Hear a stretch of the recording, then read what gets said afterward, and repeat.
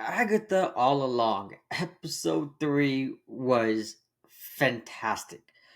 We are finally in the Witch's Road. We finally get the trials that they mentioned the first two episodes starting.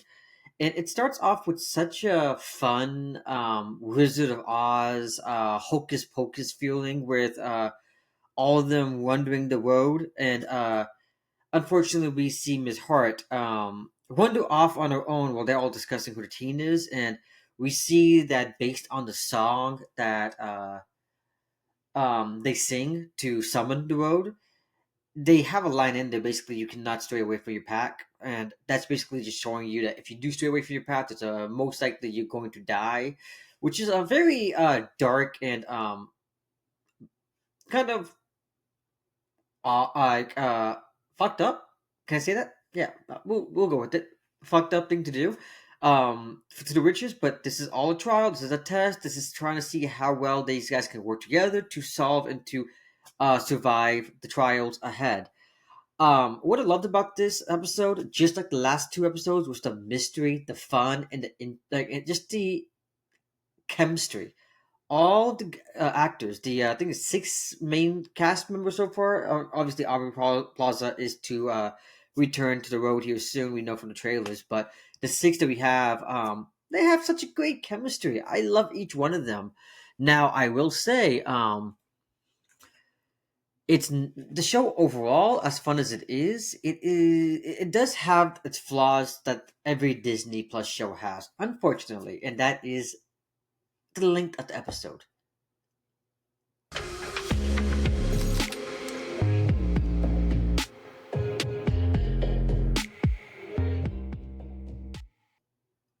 My name is AK, and this is the Poppin' Perspective, and I'm gonna go ahead and just give you a brief breakdown on my pros, my cons on Agatha All Along Episode 3.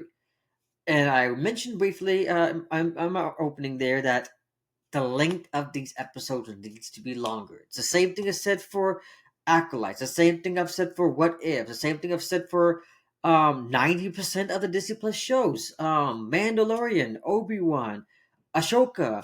You have the same thing with the Disney Plus Marvel shows with WandaVision, Hawkeye, Miss Marvel, Agatha Long, What If. These episodes needs to be a lot longer so you can actually connect with each character. Each character in the show is well acted. They have such great history, but we don't see that history. We don't know who they are still. With three episodes in to like what, an 8 episode, 9 episode season, and unfortunately we still do not know most of the actors. So like we have Lilia Caldrew in the show, who's the divination the divination witch, and in this episode, we do get the horror spooky side of things, and unfortunately, though, like we just don't know her past. It seems to be some kind of European rich household where all of her family was haunted by a deathly creature. That's interesting. I want to see more of that. Or like with Alice, she is the protector, the blood magic. We see that she has some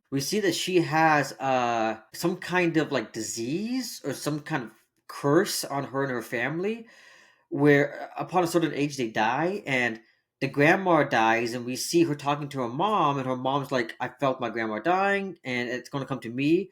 So that's a very interesting plot to decipher, to go deeper into. um and then obviously we have Jennifer Kale, who we know is the potion master, or the potion witch, and she apparently lost her powers or something. And we don't know much about her backstory, but we see like an evil doctor, surgeon, scientist looking guy who tries to drown her at a point in the episode. Who is he? Like I said, a lot of interesting character moments that needs to be more fleshed out. And I'm hoping we get that fleshed out throughout the episodes. But the way they ended with this episode, with the death of the party, it makes me feel like we're gonna be losing these cast a lot faster than I thought. And I hope they don't die, or at least anybody else dies.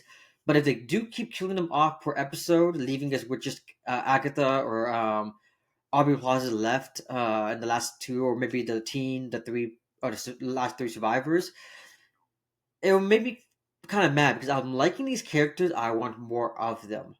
But let's get to the pros. What did I like about this episode? The horror mixed with the comedy was fantastic. I know I mentioned last week's episode and briefly here, it has a little bit of Halloween Town cheese. It has a little bit of hocus pocus charm. It has the horror aspect of a cheesy slasher movie like Scream. It's fun. It's intense. It's funny at times. This was a very much a escape room like episode. While they're traveling down the road, they get into a nice, beautiful beachside house with the first trial beginning. And the first trial is like a poem. It's like a riddle poem, whatever. You have to decipher the riddle. The riddle answer was wine, and based on the clue, they anticipate they had to drink the whole bottle of wine. That sounds like a great party to me. I drink the whole bottle of wine by myself. I mean, Miss Hart, she takes herself like two big glasses of wine, which then they identify is a poison. I think they call it like the Eldritch or something, some weird poison name, some witchcraft wizardry shit. But I loved it, and the poison makes them hallucinate, which is why they saw a lot of their past be a little bit explored. And then it also makes their faces blow up a bit. It also makes them, it gives them hallucinations, sweats, and just a bunch of different random stuff, which was fun because the way they interacted with each other was great. And they only have an hour to solve this poison, cure themselves, and escape the house. And as the timer goes on, outside of them, it looks like now they're in an ocean and the water is creeping up and breaking inwards. And you see how each one of their individual personalities clashes. I mean, you see Agatha. She's trying to, like, she don't give a shit about these guys. She's like, if they die, they die, as long as I live. She says that all the time. She refused to even learn who Mrs. Hart's real name is. She says it multiple times, and I'm sorry because I can't remember her name either. So I guess I'm as bad as Agatha. But anyways, uh, she blames Kale on the fact that she couldn't figure out the potion at the end. She tries to only rescue and save herself. She didn't want to drink the wine. She saw all of the other people drinking it, and then slowly their face deforms and stuff like that. And she's like, I ain't drinking this shit. Just she breaks the glass. She pours the wine down, and she was forced to drink it ultimately, which I love. We know she's a selfish, ignorant witch. We don't know who the others are, what their negatives are, what their pros are. And I think that is probably my biggest issue still, like I said earlier. But we're on the pros, we're on the good sides of things here. The acting is great, the visual effects was fantastic. When Lilia Collier is walking up the stairs, and I guess they teleport her ish to her past, and we see like that deathly creature walking around the body. That was terrifying, and I want to expand on that, but she just runs on the stairs and acts like nothing happened. I mean, none of these witches are revealing what happened, but I want more of that. And I think with a 40-minute, 50-minute episode one time without the 10-minute Disney Plus end credit scenes, I think a full 40 minutes with no disruptions would be perfect. Um, Unfortunately, we do lose somebody in our circle in this episode. Deborah Jo Rupp. She was in this season for too short, and I'm hoping we get more. I'm hoping she's not dead, but once they escape the house, she's the only one to perish. Now, it could be because part of the potion is you need to rip a piece of your hair and put it inside the potion and drink it. Very Polyjuice potion esque. They did not get Deborah's Mrs. Hart's hair because she was passed out on the sofa after drinking two glasses of poisoned wine, and as being immortal, a mortal human. All the others are seemingly immortal or has longer lifespans, witches. We do see Joe Locke teen grow more of a commanding role. He forces Agatha to drink the water, drink the wine. He speaks to Jennifer Kale, and she mentions that Agatha traded in her son for the Darkhold, which is something we've been speculating, but it's finally revealed. That tells you what kind of character Agatha is. She will sell her only son for the Darkhold. And then, Jennifer has a very interesting line there. She wouldn't even recognize her son if her son walked up to her front door. And what did Joe Locke's character do? Teen do?